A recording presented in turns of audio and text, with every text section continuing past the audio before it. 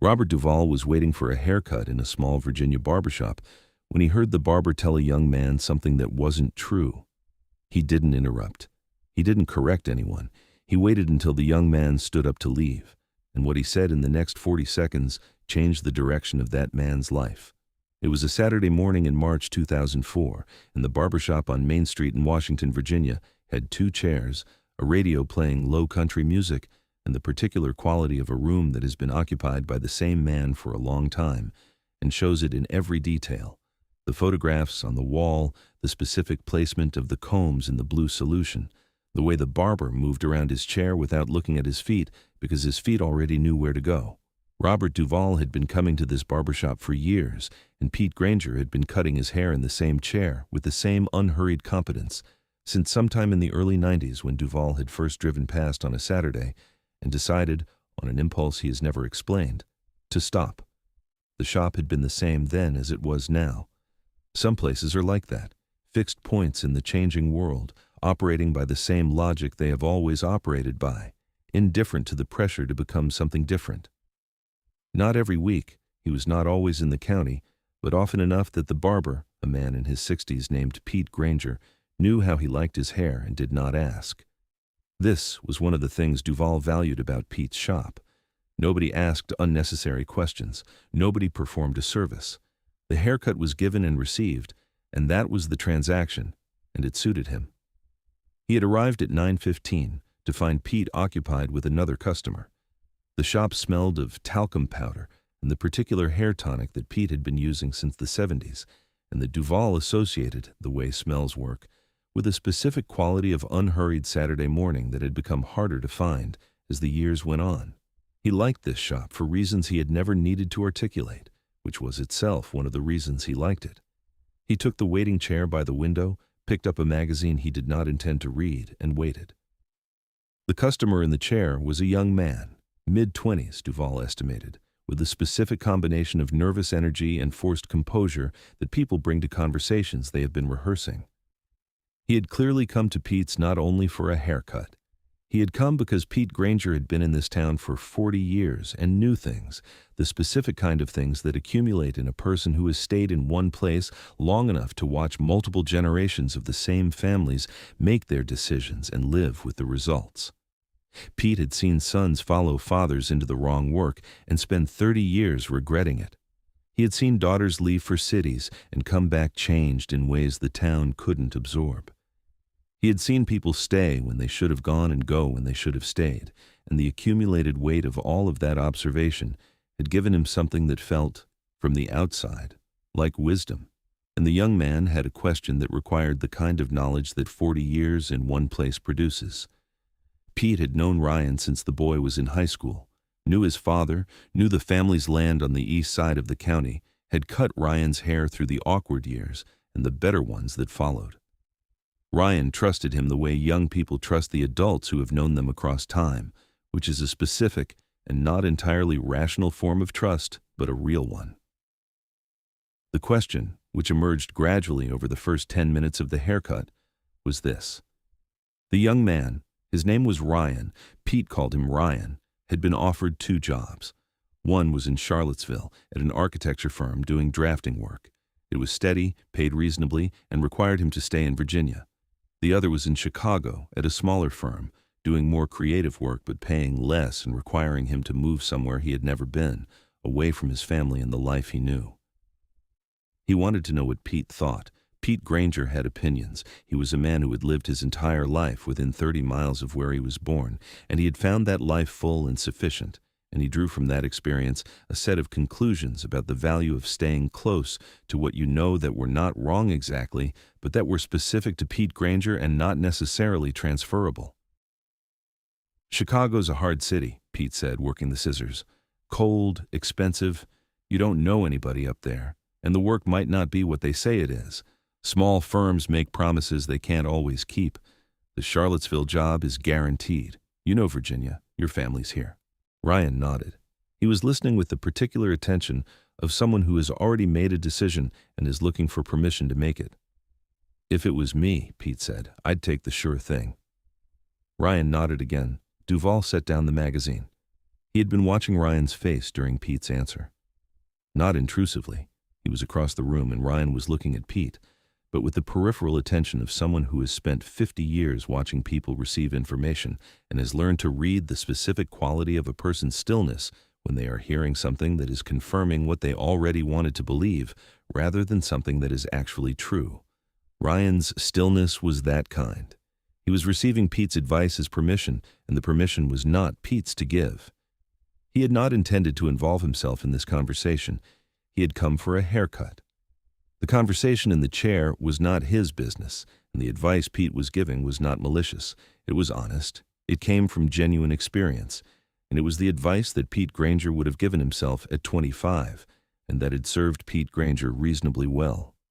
What it was not, Duvall thought, was advice about Ryan.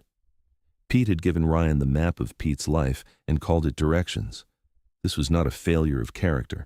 It was the specific limitation of all advice given from inside a particular experience to someone standing outside it.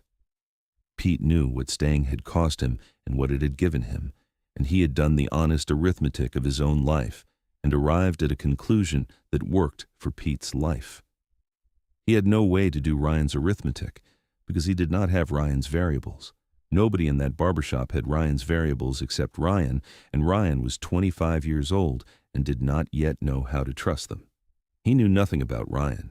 He did not know what Ryan had studied or how long he had wanted to be an architect or what the Chicago firm's work actually looked like, or whether Ryan had the specific temperament that creative work in a smaller firm required versus the temperament that drafting work in a larger established one required.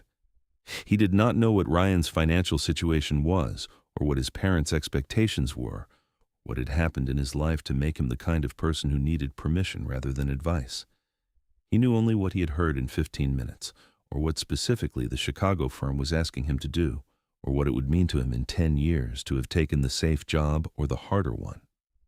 He knew only what he had heard in the last 15 minutes, a young man with enough ambition to have been offered 2 jobs, enough uncertainty to need someone else's opinion, and enough deference to receive Pete's advice as though it had been given by someone who understood Ryan's situation rather than someone who understood Pete's own. He waited. He did not look at Ryan again. He picked up the magazine and looked at a page he did not read, and he listened to the rest of the haircut, the small talk that followed the advice, Pete asking about Ryan's mother, Ryan asking about Pete's grandchildren, the ordinary texture of a conversation between 2 people who have known each other for years and who have just finished the part of the conversation that mattered and are now filling the remaining time with things that matter less. Pete finished the haircut. Ryan stood, shook Pete's hand, paid, and turned toward the door. Duvall stood up from the waiting chair. "I'll be right back, Pete," he said. He followed Ryan out onto the sidewalk. Ryan turned when he heard the door.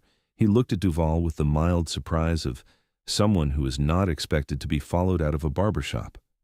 "I'm sorry," Duvall said. "I heard what you were talking about in there." Ryan looked at him. "Pete's a good man," Duvall said. "He knows this county better than almost anyone, but he's never lived anywhere else. What he told you in there was true for him. I don't know if it's true for you."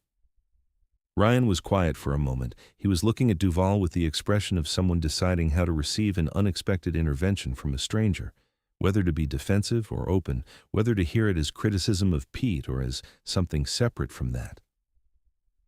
"The creative work," Duvall said. "Is that what you actually want to do?" A pause.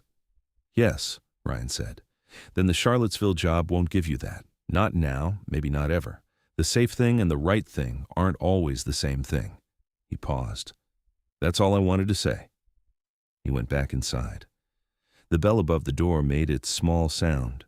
Pete Granger looked up from where he was arranging his tools and met Duvall's eyes for a moment. The look of a man who has registered that something happened on his sidewalk and who has decided, in the way of someone who has run a barbershop for 40 years, that it is not his business to ask what. Pete Granger was ready with the cape. He did not ask what the conversation on the sidewalk had been about, because Pete Granger had learned over 40 years of cutting hair in a small town that some conversations were offered and some were not, and that the distinction was worth respecting. He left Washington, Virginia, 4 weeks after the Saturday morning.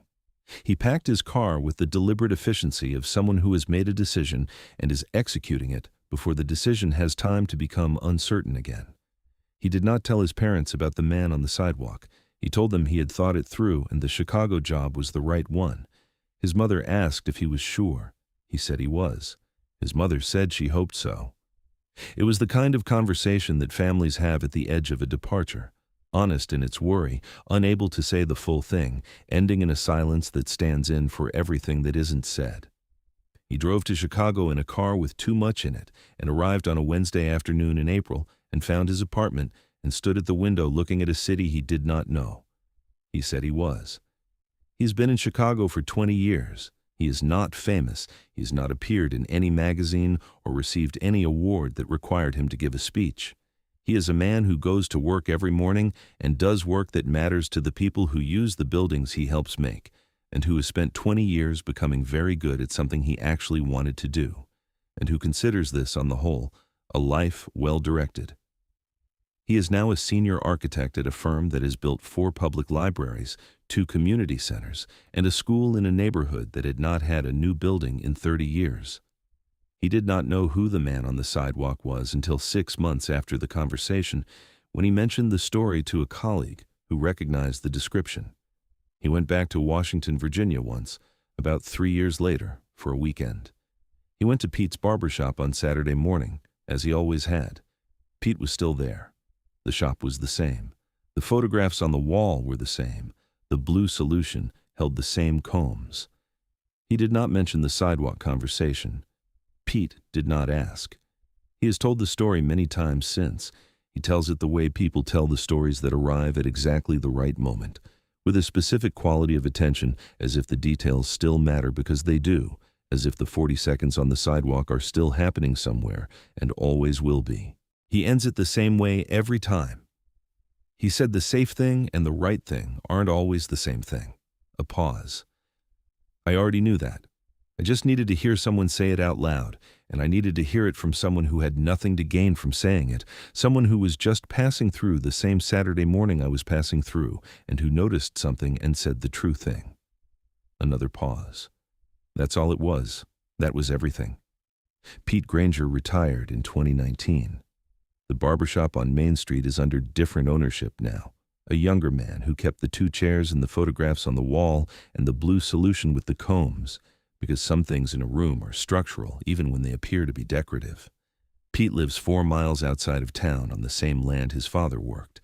He is content, by all accounts, in the way of someone who made the right choice for himself and has had enough years to know it. He does not know about the sidewalk conversation. He does not know that the young man he advised took the other job. Some stories are complete without everyone in them knowing the whole of what happened.